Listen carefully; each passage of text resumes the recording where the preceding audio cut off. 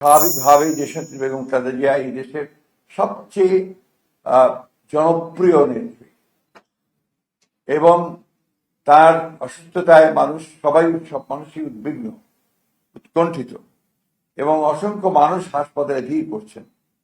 এতে করে হাসপাতালের কর্তৃপক্ষ এবং চিকিৎসকরা অত্যন্ত বিব্রত বোধ করছেন।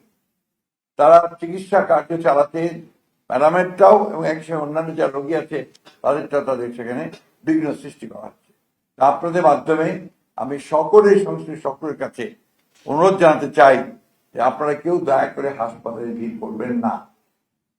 অনুগ্রহ করে বিএনপি নেতা কর্মী, তার শুভাকাঙ্ক্ষী বা দেশের মানুষ তারা দয়া করে হাসপাতালে ভিড় করবেন না। আমরা সময় মতো আপনাদেরকে তার বুলেটিন সম্পর্কে জানানো হবে, সেটা আপনি জানবেন। কিন্তু আবার অনুরোধ করছি, দয়া করে কেউ সেখানে উপস্থিত হবেন না।